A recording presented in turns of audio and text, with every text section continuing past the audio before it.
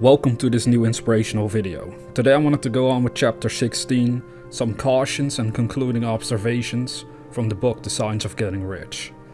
Now Wallace started out by saying, many people will scoff at the idea that there is an exact science of getting rich, holding the impression that the supply of wealth is limited. They will insist that social and governmental institutions must be changed before even any considerable number of people can acquire wealth. But this is not true. It is true that existing governments keep the masses in poverty, but this is because the masses do not think and act in the certain way. Now, as a reminder, if you've been listening to all the chapters up until this point, what is the certain way? Well, the certain way is the ability to think of what you want and then let those thoughts guide your physical actions. So you have to develop the ability to think about what you want to realize, the sort of success that you want for yourself, and then let those thoughts inspire and guide your physical actions. Then you're living in a certain way, and it's obvious if you look around you, most people really don't live in that manner at all. But that's what we're called upon to do if we really want to win in life with our own things. So you have to focus on your vision, on where you are going, because it will manifest, and ignore all the pessimistic stuff that goes around you. Now, another thing I wanted to share with you was when I first bought a copy of this book in 2008. I had some roommates at times, and I had the book laying in my living room, and every now and then people would see this book and it said The Science of Getting Rich, and they would pick it up and they would instantly laugh. They would think it's so silly. A science of getting rich. Yeah, right. How can you get rich? How can there be a science to getting rich, man? People usually operate from that mindset because they themselves are not living their dreams, and they honestly believe that it's all up to chance or luck in order to get successful in life. But this book is teaching us that we can become a success by using our minds in a certain way. So whenever that occurs to you, you should just ignore it. That's what I did. I didn't pay any attention to it. Though I will admit at times I would not have the books laying around openly for random people to see, because it's exactly what Wallace wrote himself over 100 years ago. People will scoff at the idea, they will laugh at it, they think it's crazy. Well, you can let them think that for themselves, while you keep thinking for yourself in a certain way so you can achieve whatsoever you want. Now he went on to say, if the masses begin to move forward as suggested in this book, neither governments nor industrial systems can check them. All systems must be modified to accommodate the forward movement. If the people have the advancing mind, have the faith that they can become rich, and move forward with the fixed purpose to become rich, nothing can possibly keep them in poverty. Individuals may enter upon the certain way at any time and under any government and make themselves rich. So that means that you may enter upon this certain way of living at any time, under any government, and make yourself rich. Now, of course, maybe there are some countries even to this day out there where, because of dictatorship and very, very strict rules, it is a lot more difficult to really apply these teachings. But I'm assuming that you're living in the Western world where so far we're still allowed to do that easily, and so we should make use of it, because that is what will make life meaningful for us individually. Wallace went on to say that when any considerable number of individuals do so, when they start acting in a certain way under any government, they will cause the system to be so modified as to open a way for others. The more men who get rich on the competitive plane, the worse for others. The more who get rich on the creative plane, the better for others. The economic salvation of the masses can only be accomplished by getting a large number of people to practice the scientific method set down in this book and become rich. These will show others the way and inspire them with a desire for real life, with the faith that it can be attained, and with the purpose to attain it. For the present, however, it is enough to know that neither the government under which you live, nor the capitalistic or competitive system of industry can keep you from getting rich. When you enter upon the creative plane of thought, you will rise above all these things and become a citizen of another kingdom. The kingdom of creative thought. When you enter upon the creative plane of thought, it's so fascinating, because what we're going to do is we're going to live according to our imagination, according to what our real dreams are all about. So we make life worth living. We no longer let the physical world control us, where the masses operate. And the masses can change that around if they become aware of this way of living, and if they're willing to put in the effort to live that way. Sadly, most don't. Most are simply ignorant, but there's also others who simply cannot accept this way of living because they've been so trained to go into a different direction. that they honestly can't believe that this could be true. If this was all true, if the power of the mind was this great, then surely it would be in the news, it would be all over the place.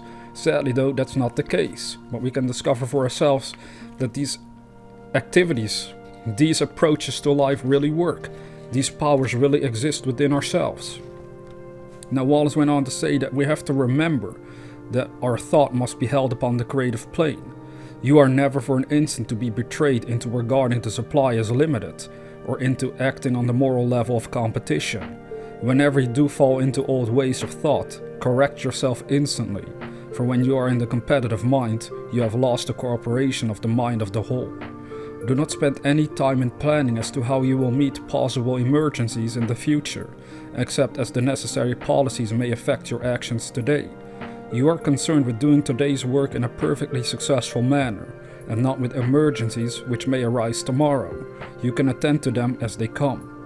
Do not concern yourself with questions as to how you shall surmount obstacles which may loom upon your business horizon, unless you can see plainly that your course must be altered today in order to avoid them. No matter how tremendous an obstruction may appear at a distance, you will find that if you go on in a certain way, it will disappear as you approach it, or that a way over, through, or around it will appear. No possible combination of circumstances can defeat a man or woman who is proceeding to get rich along strictly scientific lines. No man or woman who obeys the law can fail to get rich, any more than one can multiply 2 by 2 and fail to get 4.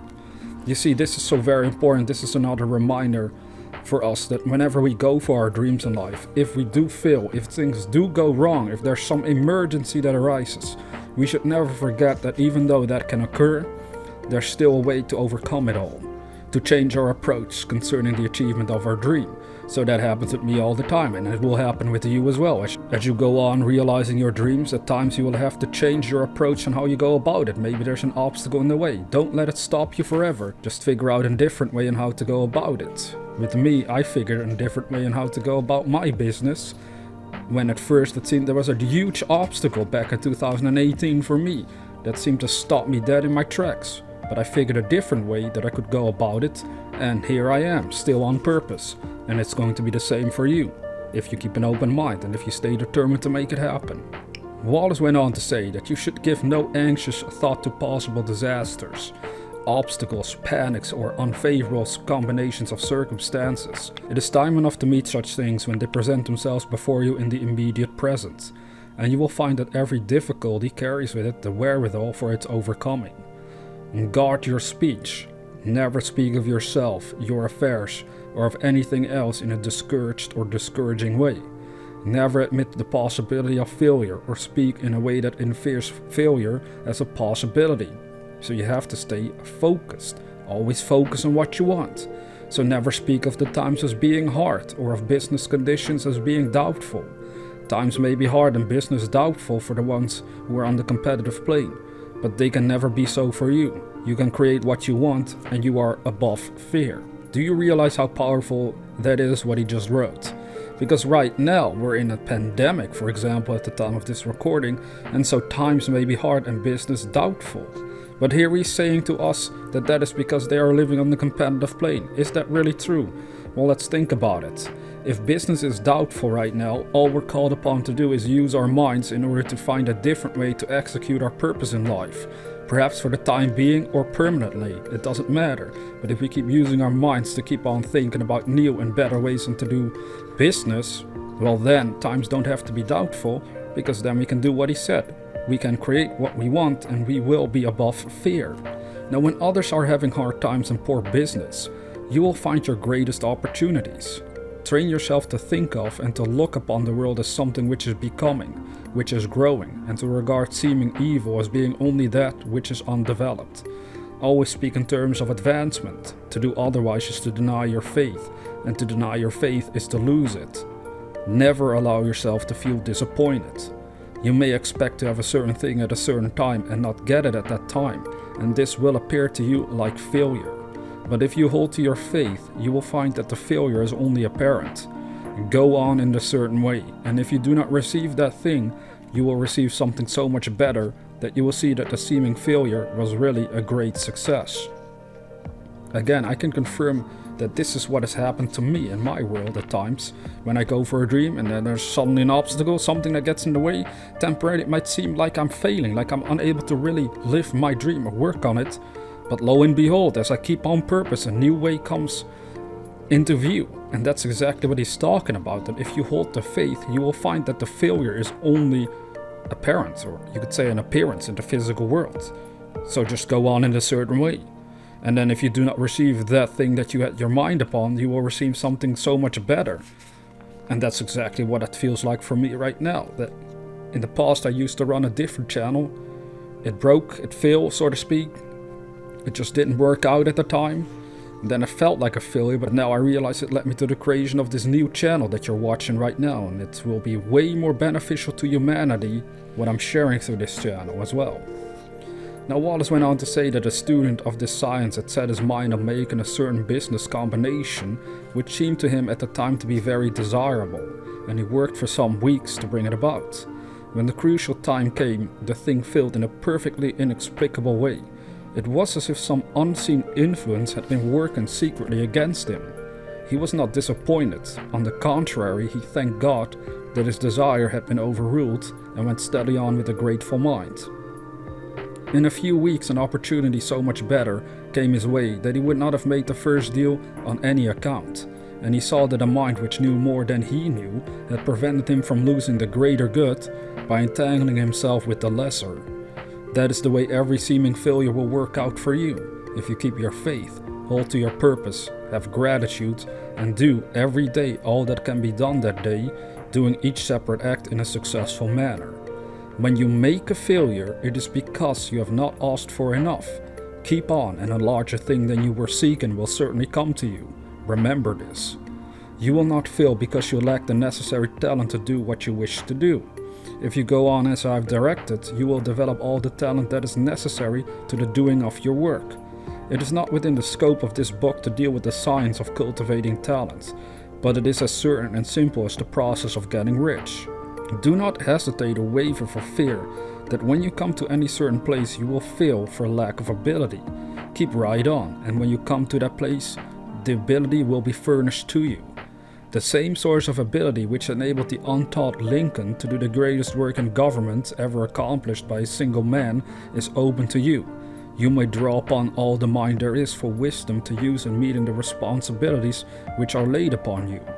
Go on in full faith. Study this book. Make it your constant companion until you have mastered all the ideas contained in it. While you are getting firmly established in this faith, you will do well to give up most recreations and pleasure, and to stay away from places where ideas conflicting with these are advanced in lectures or sermons. Do not read pessimistic or conflicting literature, or get into arguments upon the matter. Do very little reading outside of the writers mentioned in the preface. Spend most of your leisure time in contemplating your vision, and in cultivating gratitude, and in reading this book.